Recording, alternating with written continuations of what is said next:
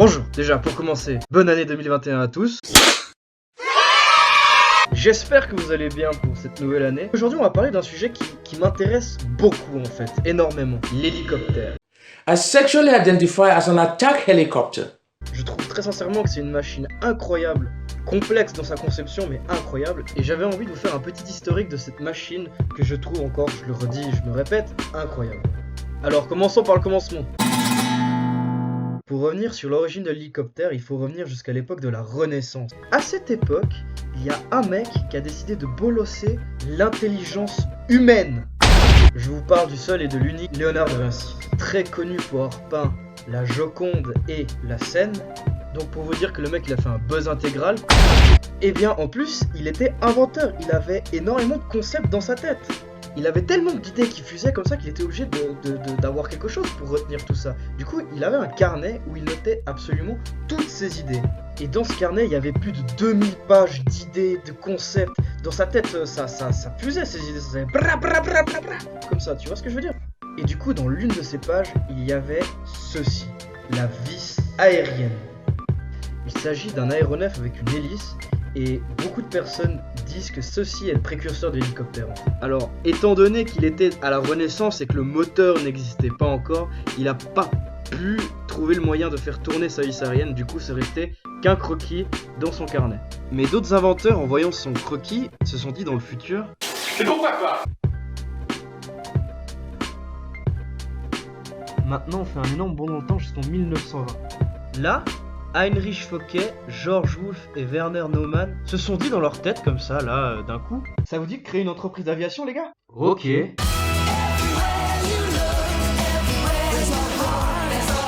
coup, ces trois Allemands ont créé l'entreprise Focke-Wulf en 1923. À la base, ils ont créé des avions civils pour le transport aérien ou pour tout simplement les privés. Mais ils ont aussi eu des contrats militaires et du coup ils ont créé des avions militaires pour l'armée allemande. Pas les Allemands. Mais là n'est pas le sujet. Heinrich Focke, lui, voulait avoir un appareil permettant en fait de pouvoir voler en vol stationnaire. Du coup il a fait des plans, des projets, des tests jusqu'à ce qu'il arrive à son résultat qui est le Focke-Wulf 61. Alors c'est un avion en fait, c'est une base d'avion à qui on a enlevé les ailes et qu'on a mis deux rotors contre-rotatifs. Je ne m'attarderai pas sur les aspects techniques, je vous laisserai regarder sur Wikipédia.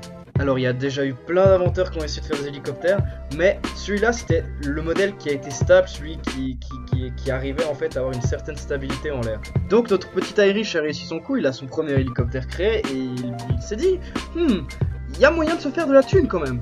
En fait, il avait l'idée de le vendre à l'armée aérienne allemande pour que l'armée aérienne allemande fasse plein de commandes et que Heinrich se fasse plein de thunes.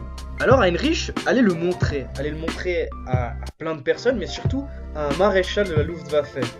Et donc là, il fait des préparatifs, il commence à préparer l'hélicoptère, il commence à préparer la salle, où c'était une salle intérieure, c'était la Deutschlandhalle, et c'était normalement une présentation sur 2 jours.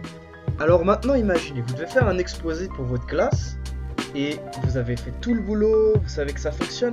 Vous testez quand même un petit coup avant, vous mettez la clé USB dans l'ordinateur, vous voyez que tous les fichiers sont là, vous dites ok ça passe. Et le jour de la présentation, vous mettez la clé USB, il n'y a plus rien. Vous connaissez un peu ce sentiment de mal-être que vous êtes là sur le moment. Maintenant revenons à Heinrich Focke. Là il présente le premier jour son hélicoptère, ça va bien, l'hélicoptère il tourne, ça vole, les gens sont pas spécialement hyper emballés, mais ça marche, ça fonctionne. Le deuxième jour, c'était un jour important parce que c'était à ce moment-ci que le maréchal allait voir l'hélicoptère. Alors il fait monter le pilote dans l'hélicoptère décolle, et là, le cadran droit pète, l'hélicoptère bascule sur le côté droit et l'hélicoptère tombe.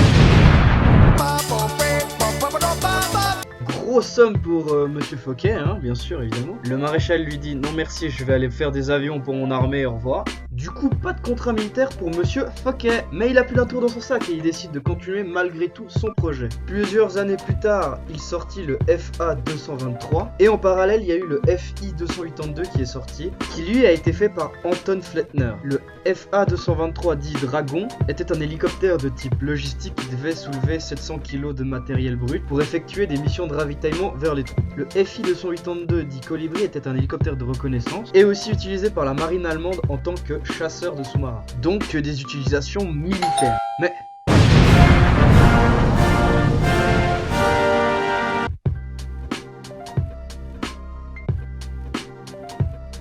En 1945, c'est la fin de la guerre.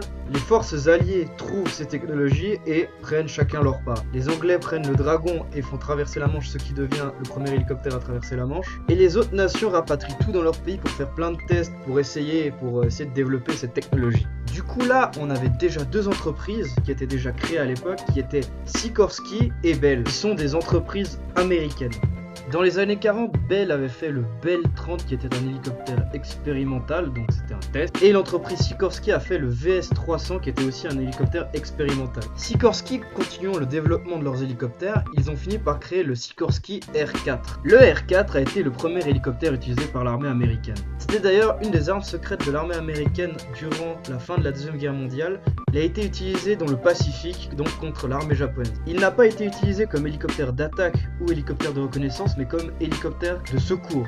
Ensuite, il y a eu le Sikorsky H5 qui fut le premier hélicoptère pouvant électroyer les rescapés. Dans les années 50, une nouvelle guerre éclata qui opposa principalement les États-Unis contre la Corée du Nord. Encore une fois, les hélicoptères sont mis à disposition pour des missions de reconnaissance, des missions d'évacuation et des missions de logistique. Si vous voulez plus d'informations là-dessus, je vous invite à regarder la vidéo sur la chaîne Les Théâtres de Guerre. Sur sa vidéo, il résume bien à peu près comment ça s'est passé. Et du coup, les États-Unis, en voyant la capacité incroyable des hélicoptères, s'est dit « Et si j'en faisais des armes ?» It's freedom time! Et du coup, ils ont pris la première division de cavalerie pour les entraîner avec cette nouvelle méthode, car c'était tout nouveau. Ce qu'ils ont réalisé pendant leur entraînement, c'est que les hélicoptères Sikorsky n'étaient pas assez puissants et pas assez mobiles. Et c'est là que l'entreprise Bell rentre en jeu. Jusque-là, ils avaient fait qu'un hélicoptère civil, c'était le Bell 47, un hélicoptère seulement à 2 places. Et du coup, voyant l'offre de l'armée américaine, ils ont sauté sur l'occasion. Ils ont donc construit le très célèbre UH-1, plus connu sous le nom Huey. Ah, le Huey, la petite star, hélicoptère iconique de la guerre du Vietnam qui a démocratisé l'hélicoptère dans l'armée américaine et aussi à peu près partout dans le monde. Cet hélicoptère avait comme objectif de faire des missions de transport aérien, certaines missions de reconnaissance, et Bell a réussi à faire une version d'hélicoptère d'attaque qui s'appelle le Cobra. Et donc les Russes en voyant ça ont voulu abuser en faisant un hélicoptère de transport qui pouvait attaquer aussi, le Hind, et les Français ont fait la Gazelle. En gros, il y a eu après des versions civiles qui sont un peu vendues partout dans le monde. Il y a énormément de modèles d'hélicoptères que j'ai pas parlé, énormément d'entreprises dont je n'ai pas parlé. Et là maintenant, je suppose qu'il y a une question qui vous trottine depuis le début. Pourquoi tu nous expliques ça ? Eh bien tout simplement, je vous explique ça parce que c'est un rêve pour moi depuis que je suis tout petit. J'ai envie de croire en mes rêves, j'ai envie de croire en ce que je fais.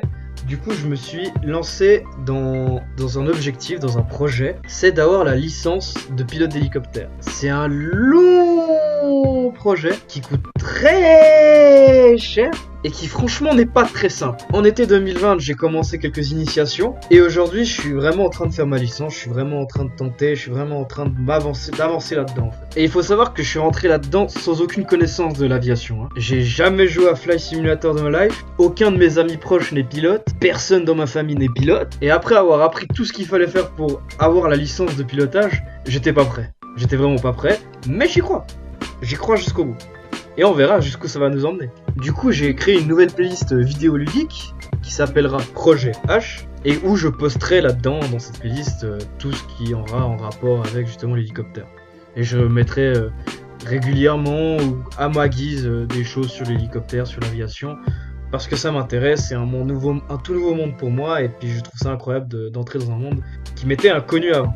C'est aussi une parfaite occasion pour vous dire qu'on est 500 sur la chaîne. C'est pas beaucoup, mais ça fait déjà chaud au cœur les gars, merci.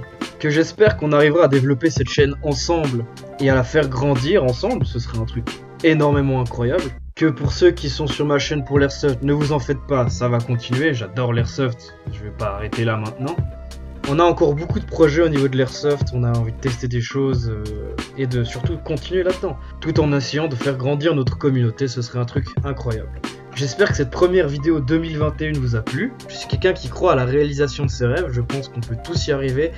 C'est plus difficile pour certaines personnes que d'autres, ça c'est clair, mais on peut tous y arriver si on donne l'envie, si on donne toute notre force là-dedans. Si vous avez aimé cette vidéo, n'hésitez pas à mettre un pouce bleu, et si vous êtes nouveau ici, n'hésitez pas à vous abonner, pour moi c'est une preuve de soutien et ça me ferait hyper plaisir, quoi. Je vais essayer de faire minimum une vidéo par mois. C'est pas facile parce que j'ai aussi un travail à côté. Je travaille vraiment dans la vraie vie. YouTube, je gagne rien là-dessus pour le moment, donc bon, bah, faut travailler. Et que j'espère qu'on arrivera à faire grandir cette communauté ensemble et qu'on arrive à faire un truc de ouf, tous ensemble, ça pourrait être cool. Donc tout ce que je peux dire maintenant, c'est qu'on se voit à la prochaine vidéo le mois prochain. Et que jusque là, tout se passe bien pour vous. Allez, à plus.